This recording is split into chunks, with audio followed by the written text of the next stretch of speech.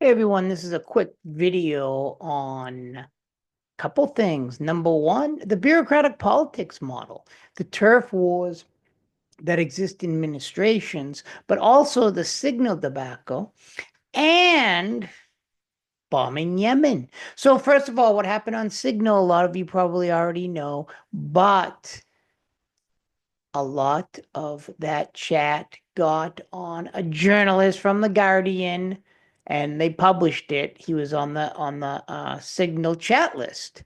Is this good national security planning? Well, obviously not. But what's the fallout of this? Well, a number of people were had to step down or were fired. Not Defense Secretary Pete Hegseth, or the big ones that are Trump loyalists. So is this kind of a bureaucratic war in which Trump favors some bureaucrats over the other? Again, as I always say, this isn't anything new within politics, but it is interesting how, Pete Hegseth, love him or hate him, not really important. I mean, he even has his wife involved in some serious national security conversations, which, if that was another administration, people would be attacking that. So some of these people had to step down. And in addition to that, Laud Aluma, who's a big Trumper, which is interesting, has been in the forefront of cleaning up, quote unquote, Trump's cabinet. And she actually got rid of a guy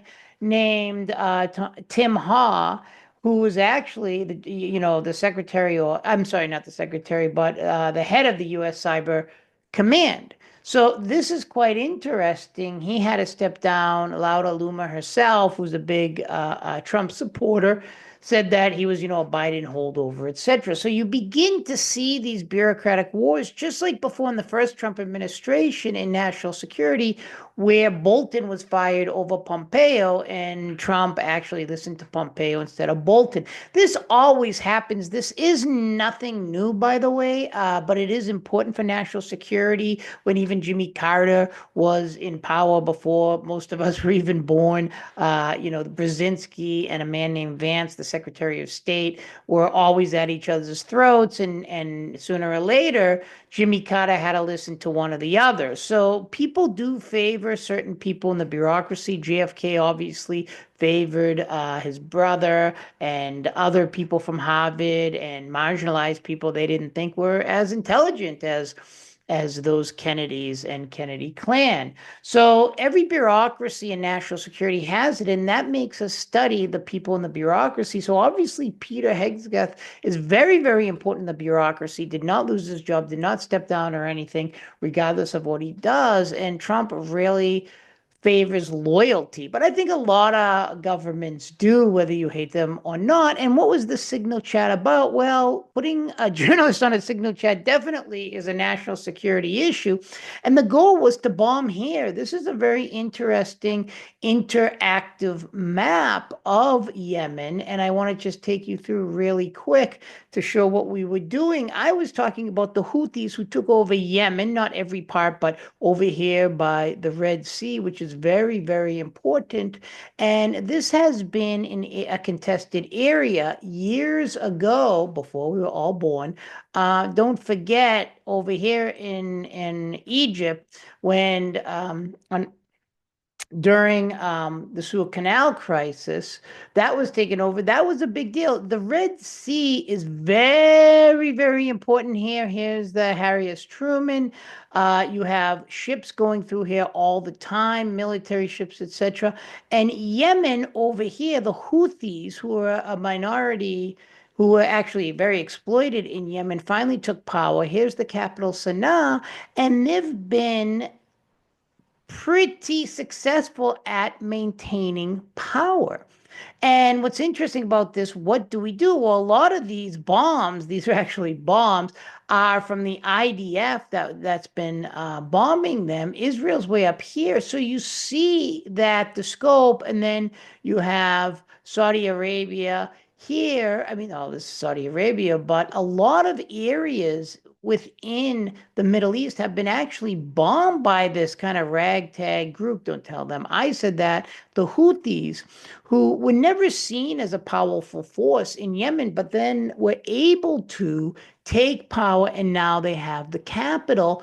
And all of this area, the Red Sea now, is not, I don't want to say under their control, but they have power over there and they've been attacking ships, etc. There's a number of reasons, like any other group, whether it's a state or non-state actor, they'll say, oh, this is for the Palestinians, etc. I'm a little incredulous about that. I think they're trying to extract benefits, money, etc., in order for them to survive. And what's even more interesting, they have drone capacity, and Iran is one of their biggest supporters. Whether they're a puppet of the Iranian government or not, that's open to debate. But it is interesting that Tehran, way up here, has power over here in Yemen, and this has expanded Iran, just like with the fall of Saddam Hussein over here in Iraq. When we took out Saddam Hussein, my opinion is Iran here, that was a big benefit for Iran, that has actually a Shia group now involved itself in Iraq. Before under Saddam Hussein, it could not. So this is very, very interesting that this kind of poor country has been catapulted to the forefront of Middle East politics just because the Houthis took over. And that's very important when we do revolts, rebellions, etc. Who takes power is extremely, extremely important. We had our best friend, the Shah, over here in Iran. We did not treat Iran well when, by the time 1979 comes, they overthrow the Shah and it became an Islamic revolution. So what's interesting is revolts, power struggles, etc. matter. And now, as I mentioned before in another video, here's Syria over here. And it's very interesting because now we are making relations with Syria to kind of counter Iranian, Chinese, Russian influence, particularly Russia and Iran, that had very good relations with Bashar al-Assad. And we have been bombing this area of Yemen, which has been devastating as a humanitarian crisis. So should we continue bombing? What do we do about the Red Sea? Is this anything new? And it even brings another player when it talks about alliances, bombing, and national security planning. Eritrea, this guy who's the leader of Eritrea is a very strict dictator. And some people love him, some people don't. But now he's been catapulted into the forefront of this issue because now he's saying, no, I'll keep this area safe. So then he can curry favor with all the powers. It's a very interesting time for the Middle East. Not only, obviously, one of the debates, should we or should we not support Israel, considering what's going on in Gaza, but everything that's going on after Trump's tour here. So this has a lot to do from the Signal chat, which was basically about bombing Yemen, and they put a journalist on by accident. The bureaucratic politics model, who is fired attributable to that Signal debacle, and also other national security people like the U.S. Cyber Command, Tim Hall, who was fired recently, and without a U.S. Cyber Command, when cybersecurity is so important, you have these bureaucratic battles in national security, and they really do matter because who's in charge? And it looks like the Defense Secretary Peter Hegseth, he is one of the more favored people, bureaucrats in the administration. And it's all about this bombing Yemen in order to keep the flow here within the Red Sea and to stop the expansion of Iran. Now, is it worth bombing Yemen? Does bombing even work? That's what we can debate another time.